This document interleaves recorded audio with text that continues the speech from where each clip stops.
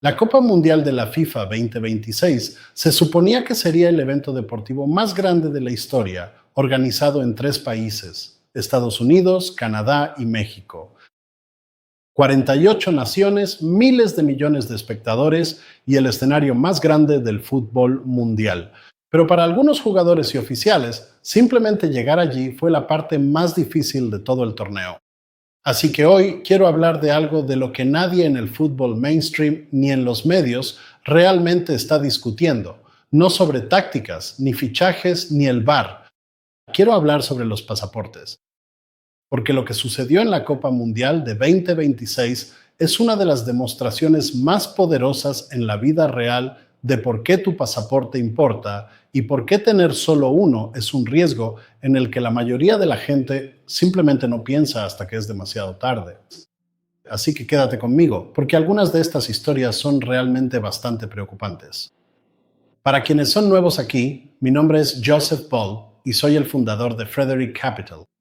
He pasado años asesorando a personas de alto patrimonio, emprendedores y familias sobre segundas ciudadanías y programas de migración por inversión. Ahora, hoy no estoy aquí para decirte nada. Estoy aquí para mostrarte algo que le sucedió en la vida real a personas reales en el escenario más grande del mundo, y luego dejaré que saques tus propias conclusiones. La Copa Mundial de 2026 fue la primera en la historia en ser organizada simultáneamente en tres países. Estados Unidos fue el anfitrión de la mayoría de los partidos, mientras que Canadá y México organizaron el resto. Ahora, bajo la presidencia de Trump, Estados Unidos implementó un endurecimiento significativo de los controles migratorios y fronterizos. Y aunque la FIFA negoció ciertos acuerdos de visado para las naciones participantes, esos acuerdos no protegieron a todos. Lo que siguió fue una serie de incidentes que el propio presidente de la FIFA se vio obligado a reconocer públicamente. Él dijo, y cito textualmente: "La FIFA no puede pasar por encima de los gobiernos y no es la dueña del mundo". Pero piensen en eso por un momento. El organismo rector del fútbol mundial, con 211 miembros, más miembros que las Naciones Unidas, admitió públicamente que no puede proteger a sus propios jugadores y oficiales en su propio torneo. Así que dejen que eso les cale. El primer caso para mí, y el más impactante, es el de Omar Artan. Omar Artan es un árbitro somalí. Fue seleccionado por la FIFA para oficiar en la Copa del Mundo de 2026, convirtiéndose en el primer árbitro somalí en ser designado para un mundial. Esto es un logro histórico y años de trabajo que culminan en un momento definitorio para su carrera. Llegó al Aeropuerto Internacional de Miami con una visa estadounidense válida. Sus documentos estaban en regla. La FIFA había confirmado todo. Su nombramiento, todo estaba correcto. Sin embargo, aún así fue rechazado en la frontera, se le negó la entrada y lo enviaron de regreso en un vuelo a Estambul. El Departamento de Seguridad Nacional de Estados Unidos citó lo que llamaron preocupaciones de verificación, pero no dieron ninguna explicación, ni apelación, ni una segunda oportunidad, solo: no puedes entrar. Ahora, Omar Artan, un árbitro designado por la FIFA con una visa válida, fue rechazado en el país anfitrión de la Copa del Mundo.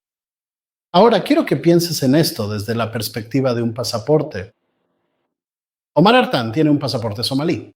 Somalia es uno de los pasaportes más débiles del mundo en términos de acceso sin visa. Y en este clima político, ese pasaporte, sin importar qué documentación tuviera, fue suficiente para provocar la negación de entrada. Sin embargo, si Artan hubiera tenido una segunda ciudadanía del Caribe, de un país con una relación diplomática más fuerte con Estados Unidos, bueno, el resultado podría haber sido muy diferente. El segundo caso es Ayman Hussein. Ahora, el delantero de Irak y uno de los jugadores más importantes de la selección nacional de Irak. Ayman llegó al aeropuerto O'Hare de Chicago. Fue detenido no por minutos, sino por 7 horas. Le revisaron el teléfono, fue interrogado extensamente antes de que finalmente le permitieran entrar al país. Después de su calvario, hizo una declaración que dio la vuelta al mundo. Él dijo: ¿por qué Estados Unidos organiza la Copa del Mundo si es tan hostil con las naciones extranjeras? Y es una pregunta válida, que apunta a algo mucho más grande que el fútbol. Ayman Hussein tiene un pasaporte iraquí. Irak es otra nación cuyos ciudadanos enfrentan un escrutinio significativo en las fronteras de Estados Unidos. Sin embargo, él había hecho todo correctamente. Tenía una visa válida. Era un atleta profesional que representaba a su país en la Copa del Mundo y pasó varias horas detenido en una sala de detención mientras le revisaban el teléfono. Ahora, esto sorprendió a mucha gente porque no involucraba a un jugador de un país tradicionalmente restringido.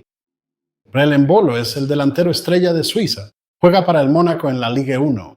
Es uno de los jugadores más reconocidos del fútbol suizo y mundial y tiene un pasaporte suizo, posiblemente uno de los más fuertes del mundo. Pero su visa fue señalada durante el proceso previo al torneo. El resultado fue que cuando la selección suiza abordó el vuelo hacia Estados Unidos, Breel se quedó atrás. Él no estaba en el avión. Finalmente fue autorizado y se reunió con el equipo, pero el punto sigue siendo válido. Ni siquiera un pasaporte suizo fue suficiente para garantizar una entrada sin problemas, bueno, cuando se aplicó un escrutinio adicional.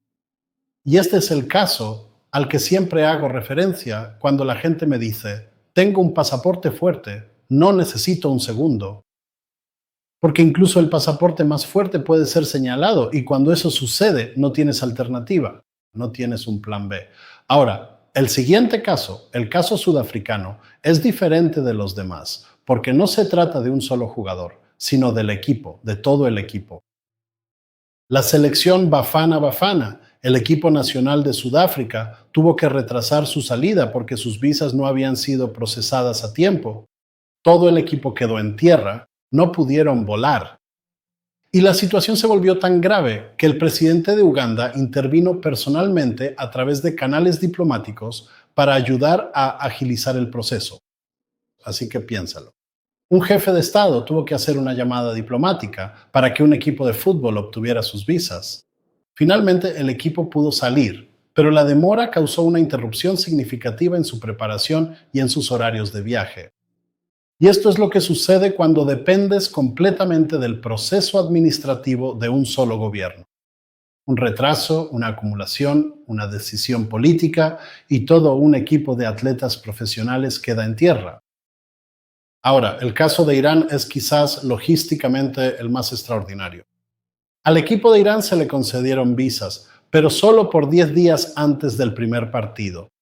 10 días para un equipo de la Copa del Mundo que necesita viajar, entrenar, prepararse y, lo más importante, aclimatarse. Pero la situación se vuelve aún más sorprendente. Debido a las restricciones impuestas a los ciudadanos iraníes para ingresar a Estados Unidos, al equipo no se le permitió establecerse en territorio estadounidense entre partidos. En su lugar, se les exigió vivir en México, justo al otro lado de la frontera de San Diego, y cruzar a Estados Unidos solo en los días de partido. Así que los jugadores de Irán tenían que cruzar una frontera internacional para jugar en la Copa del Mundo. Ahora, nunca he oído nada parecido en la historia del fútbol internacional ni del deporte en general, y sucede por una sola razón: los pasaportes con los que nacieron. Ahora, quiero dejar algo muy claro. No estoy haciendo un comentario político aquí. No estoy opinando sobre las políticas migratorias de Estados Unidos ni de ninguno de los países involucrados. Eso no es lo que hago, ni de lo que se trata esto. Lo que estoy diciendo es esto: cada una de esas personas, Omar, Ayman, Breel, la selección sudafricana, la selección de Irak, hicieron todo correctamente. Tenían visas, tenían la acreditación de la FIFA, tenían contratos y obligaciones profesionales. No estaban intentando emigrar, iban a jugar al fútbol. Y aún así, en todos los casos, el pasaporte con el que nacieron o el pasaporte que tenían determinó su destino en la frontera. Esta es una verdad fundamental sobre los pasaportes y que la mayoría de las personas nunca enfrenta hasta que están parados frente al control fronterizo. Así que, como ves, tu pasaporte no es solo un documento de viaje. Es una declaración que otorga al gobierno autoridad sobre tu libertad y tu movimiento. Y si ese gobierno o el gobierno del país al que intentas entrar decide restringir ese movimiento, no tienes ningún recurso, a menos que tengas un segundo, un plan B. Un segundo pasaporte no resolverá todos los problemas, pero te da opciones. Te da un plan B, y eso significa que si un pasaporte es marcado, restringido, retrasado o denegado, lo siento, tienes otro al que recurrir. Mira, los programas de ciudadanía caribeña, como los de San Cristóbal y Nieves, Dominica, Granada, Santa Lucía, etc., ofrecen pasaportes secundarios genuinos de naciones con sólidas relaciones diplomáticas y un acceso sin visado muy amplio. Son legales, están establecidos y son utilizados por personas de todo el mundo, no solo por los ultrarricos, sino también por profesionales, emprendedores, familias y futbolistas. Hemos trabajado con bastantes futbolistas a lo largo de los años y son personas que entienden que en un mundo incierto la opcionalidad lo es todo. Así que si quieres saber si un segundo pasaporte tiene sentido para tu situación, ofrezco sesiones privadas de estrategia. Solo haz clic en el enlace de la biografía y agenda una llamada 1 a 1. Estaré encantado de explicarte tus opciones.